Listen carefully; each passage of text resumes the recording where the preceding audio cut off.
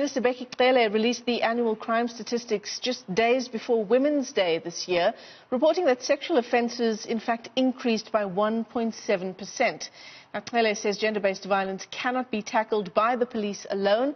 He says it is a national issue. Let's take a listen. The gender-based violence, Mazwana, cannot be lost by the police. It's lost by the nation.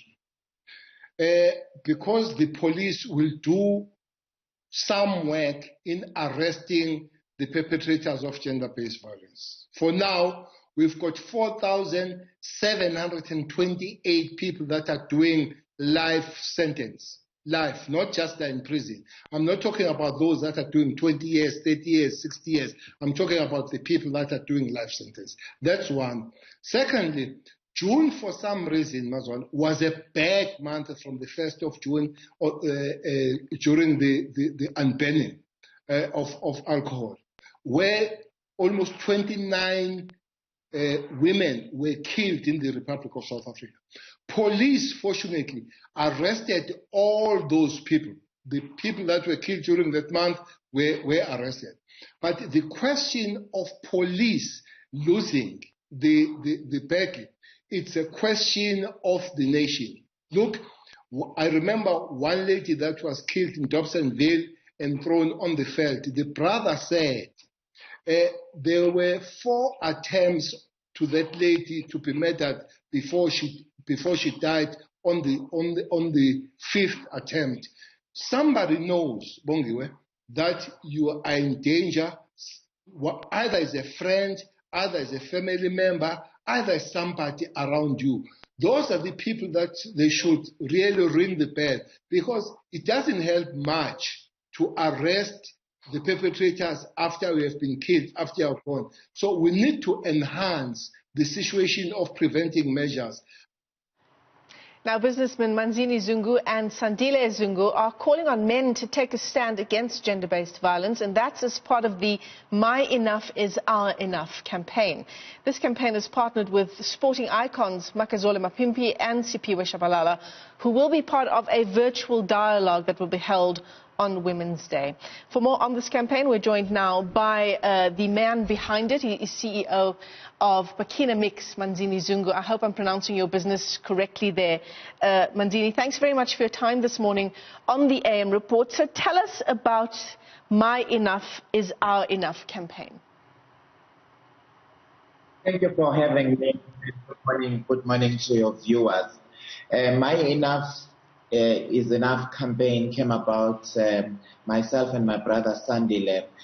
We felt that it is about time that we as South African men come and have discussions, uncomfortable discussions, societal issues that have affected men for many, many years. And they have been seeing the evidence piling up in front of our eyes as men, but not taking action. So we decided that on the 9th of August, we come together as men and have an intervention of action so that we start to have a unified voice to talk about these horrendous crimes that are happening to women and children, and say, my enough is our enough, and put an end to brutality. Well, you know, I'm going to put this to you.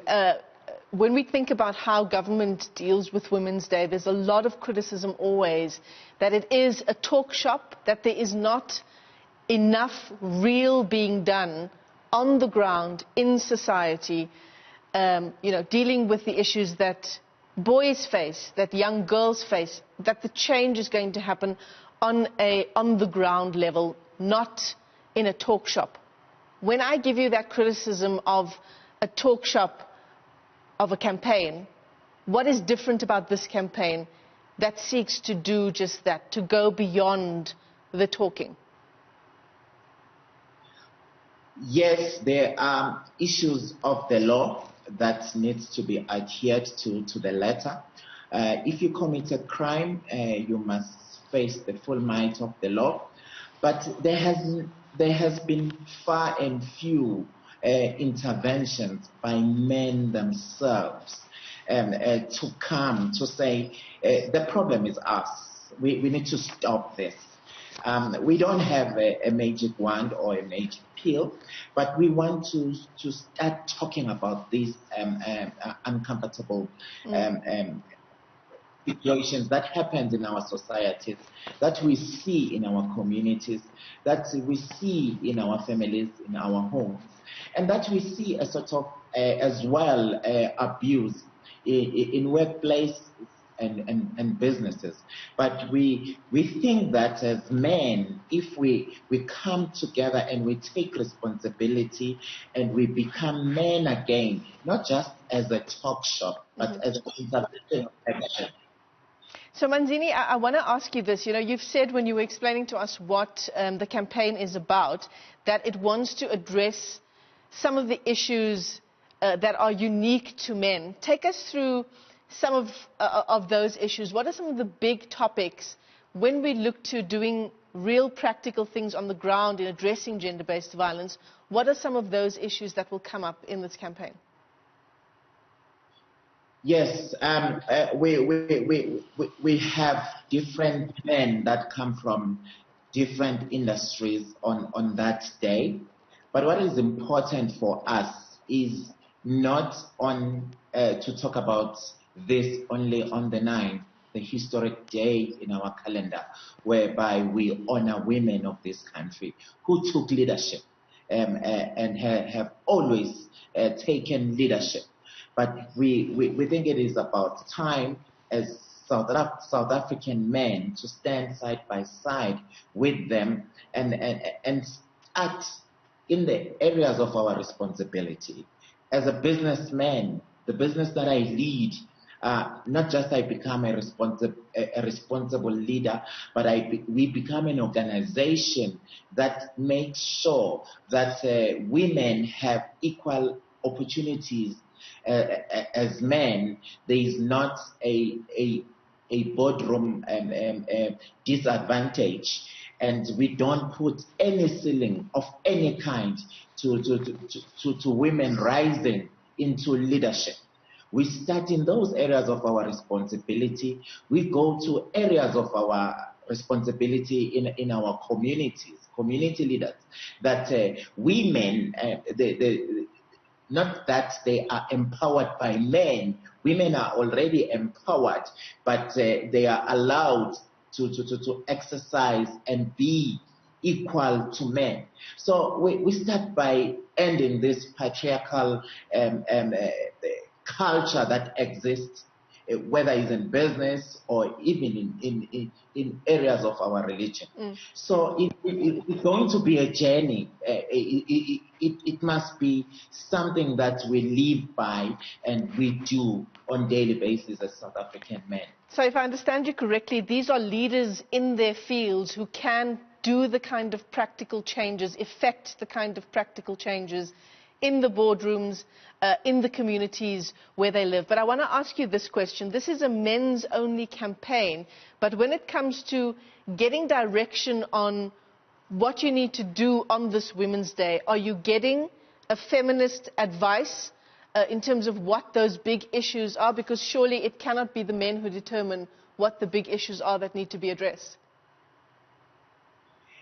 Yes, and for a very long time, we've seen women marching, sometimes being sprayed by water canisters, marching for them to end this brutality.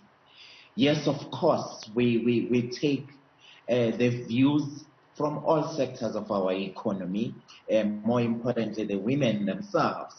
But women even marched in the 50s to the Union Building to liberate us.